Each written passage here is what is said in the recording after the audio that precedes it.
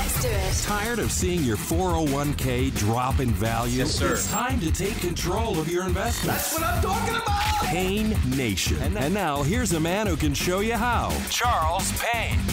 The same, it seems to me, would be true, say, for the market in emergency services. Police, fire, ambulance, roadside assistance, whatever. You don't know when you're going to need it. You're not sure that you will. But the same is true for health care. You don't know if you're going to need a heart transplant or if you ever will. So there's a market there. In some extent, we all participate in it. So can the government require you to buy a cell phone because that would facilitate responding when you need emergency services? You can just dial 911 no matter where you are? No, Mr. Chief Justice, I think that's different. I don't think we think of that as a market. This is a market. This is market regulation. And in addition, you have a situation in this market not only where people enter involuntarily as to when they enter and won't be able to control what they need, what they enter, but it seems to me that's the same as in my hypothetical. You don't know when you're going to need police assistance. You can't predict the extent to emergency response that you'll need. But when you do, and the government provides it, I thought that was an important part of your argument. Of course, that was Chief Justice Roberts and Solicitor General Varelli going back and forth on the government. And a lot of hypotheticals are thrown out today at the Supreme Court. This one, of course, was talking about the government making you buy a cell phone. I talked earlier about the idea of the government making you buy broccoli. And, of course, that example was used 9 times. I keep saying, when this is all said and done, I guarantee this would be known as the broccoli verdict. But it's a real serious verdict, and the implications are really enormous in either way. If it's deemed to be constitutional, it can open up a whole big giant bag and change really what a lot of people think fundamentally the country has been. And if it's deemed to be unconstitutional, a lot of people wonder just exactly what the next move will be by the president and his administration. Well, we have one person who kind of believes that no matter what the verdict is, that this is just the next step toward single-payer health care. Welcome to Payne Nation, Congressman Dennis J. Kucinich. Congressman, welcome to the show. Charles Payne, it is great to be with you this afternoon. It's certainly a momentous time over at the Supreme Court, and a great time to have a chat with you. It is a great time to have a chat. I think if we don't have the chat now, we'll never have it. And, everyone's sort of on pins and needles. I'm not sure how you felt the day went. I thought yesterday that opponents of the health care law were a little bit more excited about today. Although I think after looking at literature and opinions from today, it feels like maybe the Supreme Court might be leaning toward striking down the individual mandate. How do you feel? Well, the reporting would seem to indicate that.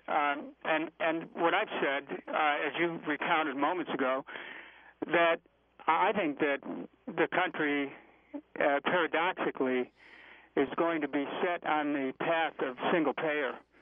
Because when you sort everything out, if the insurance companies are going to call the shots, that means everybody's premiums are going to go up. And if the case, and that is, if the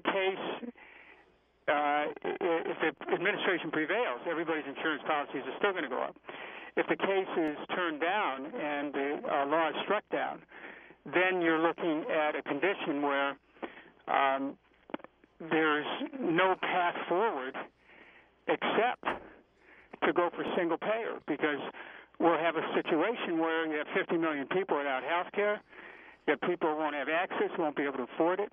So I think we're looking at a watershed moment in American history here, where the paradox is that those who are advocating this law be struck down may actually be instrumental in putting us on the path towards a single-payer system. Before we get to that and how that actually comes to being, the building blocks for that and who gets behind it, you talked about insurance companies calling the shots and premiums going up. Do you think that would be the case if they tore down the barriers between interstate commerce? Because I got to tell you, I could pick up a pair of shorts for $1 at Walmart, or I could go to Barney's in New York and pay $200. That's what the marketplace is all about. Can you do that if your life depended on it, though? See, that's the question that people have to ask with health care. And the problem is that without caps on the amount of money that's being spent, there'll be people who will be precluded from being able to get care. The problem is if people have pre-existing conditions, they can be precluded if this bill is struck down. There are certain things this bill does, with all its flaws, that will be denied if the bill is defeated. And so the marketplace that you're talking about, when it comes to insurance companies, it's increasingly restrained.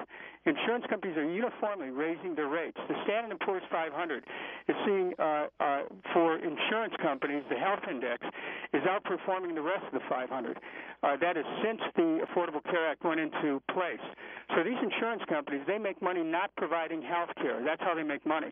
And I think that if there's going to be any restraint on them, and this affects not just individuals but businesses, it's going to have to be for the government to start to look at some solution that would enforce the ultimate discipline in the marketplace, which is to say that the private sector is rapacious, the public sector has to step in. But here's the thing, though, Congressman. I have friends in New York who they'll buy cars and register the car in Virginia, so they pay lower insurance. In other words, I get what you're saying with the pre-existing conditions part, and I think even this is one of those things that resonates on both sides of the aisle because everyone has a relative, often a close relative, who's in that circumstance. You talk about a watershed moment, perhaps it's being found unconstitutional and going back to the drawing board. Could ultimately something be cobbled together, not necessarily single payer, but that takes into the few bright spots, at least the universally accepted bright spots of the current Obamacare bill as it is? Well, here's the thing. The bright spots gave dependent children a chance to get covered from 26 years and under. It gave pre-existing conditions covered, starting with young children. Provided lifetime prohibitions on lifetime caps. Preventive care. There were a lot of good things in the bill. Now, was it perfect? No. Did I support it from the beginning? I did not. I wanted a public option. The president wasn't going to go for that. In the end, I wanted to demonstrate with my vote that it was possible to have some reform of the health care system, if only in the context of a for-profit system. What did you get, sir, that turned you then at the last moment? What was the concession that made you sign on the dotted line? I didn't get any concession. The president and I did not see eye to eye. Inevitably, I did what I felt was to take an intermediate step through approving the Affordable Care Act to demonstrate that it's possible to have some kind of reform, that some discipline in the market, some control over the insurance companies. If that bill is struck down, that means there's no control over the insurance companies. And my point of view is that it's not the mandate that is guiding that's the guiding force here. It's the Congress's ability to be able to regulate insurance companies. States can regulate insurance companies. If Congress can't regulate insurance companies, Katie by the door, we are in trouble in this country. We're speaking with Congressman Dennis J. Kucinich.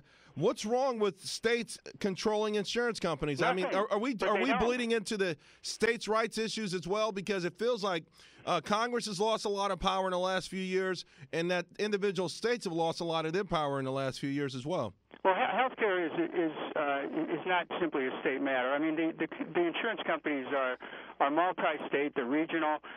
They really have such broad jurisdiction nationally that they certainly come under the national government. Now, when you talk about the fact that healthcare constitutes 1/6 of our economy, that about let's say $2.7, $2.8 trillion a year goes for health care spending, but $1 out of $3, most people don't know this, Mr. Payne, $1 out of every $3 goes for the activities of the for-profit, or $1 out of every $3 goes for that's spent for health care goes for corporate profits, stock options, executive salaries, advertising, marketing, the cost of paperwork. It has nothing to do with care for people. And that's why the insurance companies have spent $87 million trying to defeat affordable care.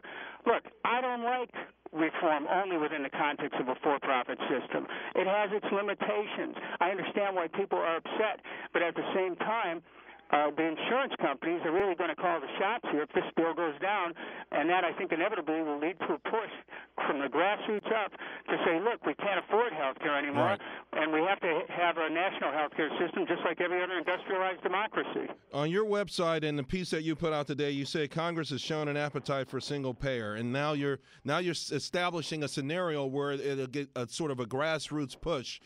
Do you think you complicate the issue, though, when you cover so much ground? In other words, on one part of it, you have a certain animosity toward corporate profits, or at least them being too high in your estimation.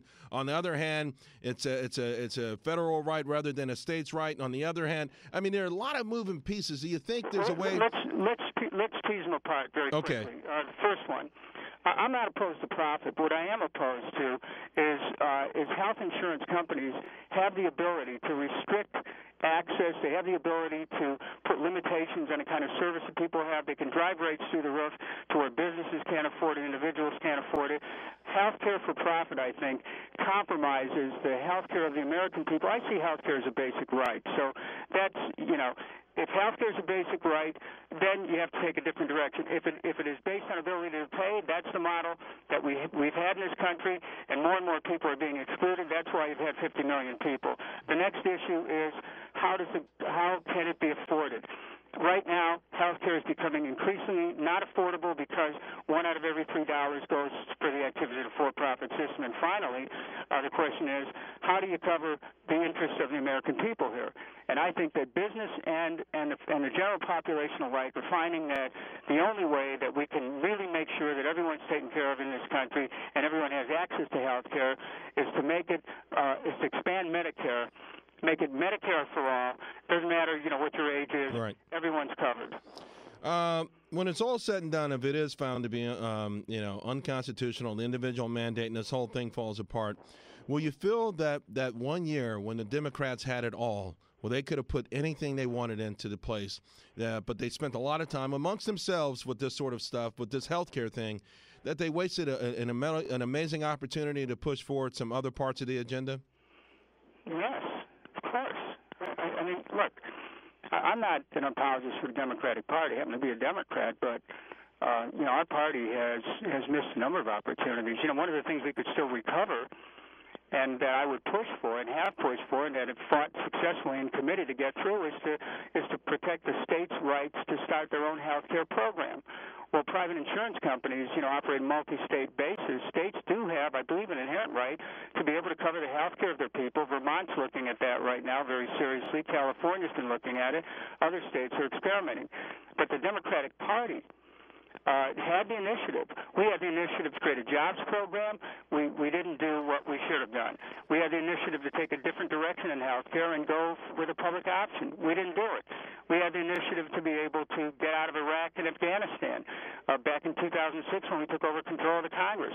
In a way, we made a promise to the American people, didn't keep it. So, in order for a two-party system to work, we've got to hold both parties to the commitments that they made. The Republicans haven't delivered on jobs, and they've had control of the Congress now for this term. So, I'm not someone who is a partisan here. I see the potential of this country, and I see the potential being wasted as money is going further, quicker and quicker into the hands of a few at the expense of the many. Right. And I'm all for everyone being able to participate in a capitalist system, but you can't promote that system if you have so many people out of work, so many people losing their homes, so many people losing their investments, their retirement security, their pensions, and tell people, well, wave the flag. No. Everyone has to have a chance in this economy, and it's very predatory right now, and that's what concerns me. And healthcare is a good example of how that predatory system is at work right now. Congressman Kucinich, I'm getting a wrap signal, but before we go, any idea what you're going to be doing when your term is over? No, the election was 3 weeks ago. I lost. I've had defeats before in my life. I've run for office many times and had my ups and downs. I think I've had a total of 8 defeats, and I can tell you. Really? I think Abe Lincoln had like 8, so you're in good company. Well, anyone who's ever been defeated in anything should know that it's always possible to make a comeback. I can't tell you where I end up next, but it's great to be on your show. And I look forward to once again being with you, Charles Payne, and talking to Payne Nation Radio. I appreciate it. Ohio Congressman Dennis Kucinich, you know what? You no matter what anyone says, you're someone who is stuck to his convictions no matter what, and I think that's why people love you. We appreciate it and see you down the road.